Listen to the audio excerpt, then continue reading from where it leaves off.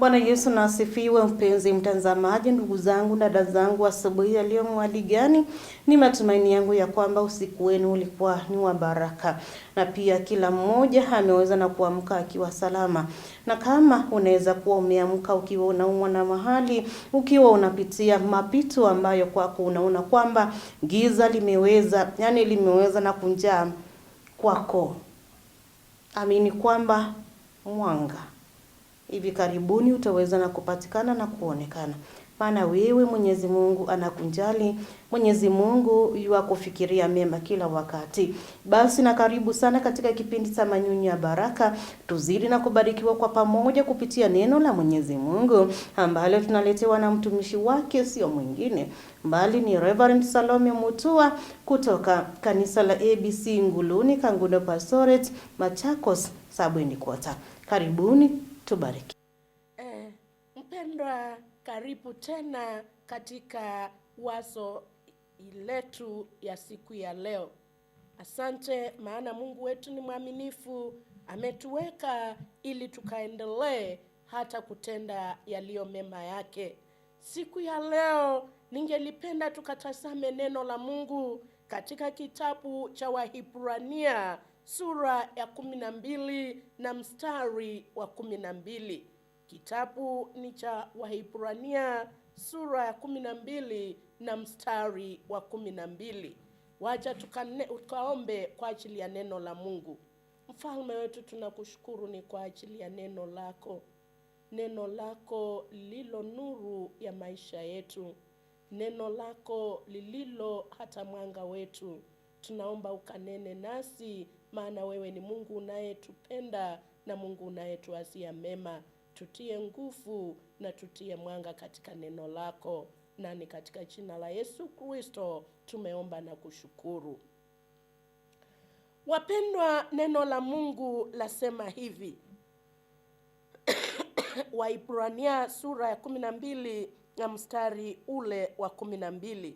Inasema ya kwamba kwa hivyo inyosheni mikono iliyolekea na magoti yaliyopooza, mkaifanyie miguu yenu njia za kunyoka, ili kitu kilicho kiwete kisipotoshwe, bali afadhili kuponywa. Wapendwa, siku ya leo tena mtumishi wa Mungu ananena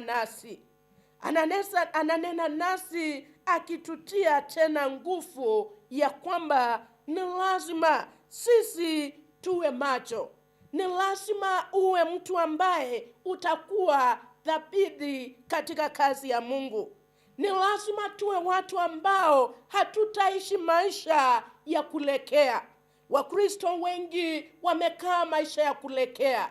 Wakristo wengi ni wakati ambapo neno la Mungu linasema ya kwamba hizi ni nyakati za uovu na pia ni nyakati za mwisho. Watu wengi wamelekea katika neno la Mungu. Watu wengi wamelekea hata kusoma neno hawawezi kusoma. Watu wengi wamelekea hata ikawa hawawezi hata kwenda maombi. Hata wakati wetu wa maombi, sisi watu kibinafsi, watu wengi hatuna nguvu za kuomba. Watu wengi hatuna nguvu za kukaa na Mungu kwa madakika ama masaa machache. Wakristo wengi tumelekea. Naye Mungu wetu anasema ya kwamba tusiwe watu wa kulekea. Tusiwe watu ambao wapendwa wetu hatutakuwa tukitazama. Tunaona Yesu Kristo kwa wakati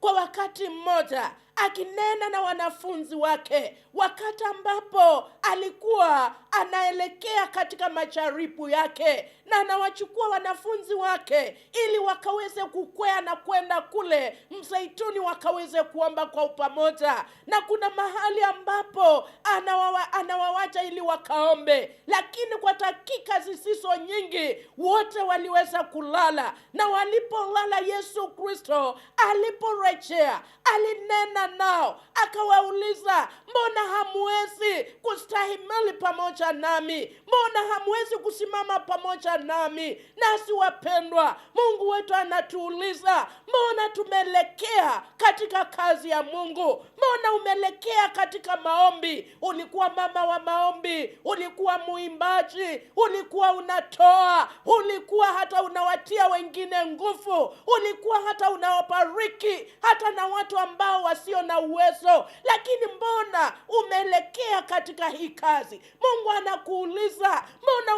umelekea hata unanenda kanisani ukiwa umechelewa? Mbona hata wakati mwingine umelekea kiasi ya kwamba unatoka hata kabla ibada ishe? Wapendwa, tusilekee, maana tunapolekea yule mwovu shetani naye huchukua nafasi ili akaweze kuharibu kazi yetu, ili akaweze kuharibu baraka zetu, ili akaweze kuharibu hata njia za baraka zetu. Ningelipenda ukaweze kujihoji, wapendwa, ni wapi umelekea? Ni wapendwa, ni wapi ambapo umelala? Wapendwa, ni wapi ambapo wewe umesitasita kutenda kazi ya Mungu? Mbona ufate umati wa watu wengine? Mbona usikize marafiki zako kuliko kusikia sauti ya Mungu? Mungu aliyekubariki na kile kipawa ulicho nacho, talenti ulio nayo ya uimbaji, mbona huwezi kumuimbia Mungu? Mbona wewe huwezi kuatia wengine nguvu? Wapendwa, neno la Mungu lanena nasi katika neno hili la Waibrania ya kwamba tusilekee, na hata tuwe watu ambao tutajitia nguvu hata katika miguu yetu, tukaondoke tukahubiri neno la Mungu, tukaondoke tukakwee milima tukitafuta kunena na Mungu wetu, na hata tukaweze kuwatia wale ambao wamekuwa kama viwete nguvu,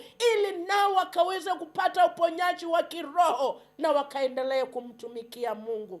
Tusije tukawa viwete wa kiroho, tusije tukawa watu ambao kweli Mungu ametupenda, ametujalia, lakini nasi wenyewe tukajiita viwete, tukajiita hata vipofu, watu ambao hatuwezi kuona, hata kama tunaona ni kana kwamba hatuelewi. Mungu akupe ufahamu, ukajitie nguvu, wala usilekee. Usilekee mpendwa, hata kama majaribu yapo, Mungu wetu atakupa ufanisi na atakupa ushindi. Tusimame imara, tumtegemee Mungu wetu, naye atatutendea wema.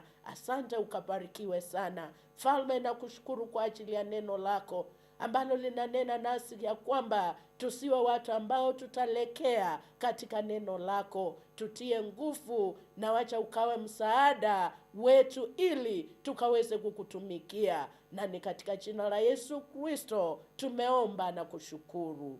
Amen. Usikate tamaa, mjitie nguvu. Tuinue mikono ambayo inalegea, yale magoti ambayo yanadhoofika, magoti yanayodhoofika yataimarishwa na nani? Na neno la Mwenyezi Mungu na Mungu Mwenyezi mwenyewe. Ile mikono ambayo inalegea tuinue. Usikate tamaa mpenzi mtazamaji. Wakati wa changamoto, wakati wa majaribu, usikate tamaa. Zidi na kujipeana mbele za Mwenyezi Mungu na kuamini kwamba Mungu yuko upande wako. Mungu angekuachilia, wezi akakuachilia, na anatembea pamoja nawe. Jipe nguvu, jitie nguvu. Imarika kila siku. Imani yetu iendelee na kukua siku baada ya nyingine. Tuendelee na kusimama imara bila kuyumba. Ninakutakia wakati mwema, siku njema. Tupatane hapo saa 3:30 usiku ili tukaweze na kubarikiwa tena kupitia marudio hiki kipindi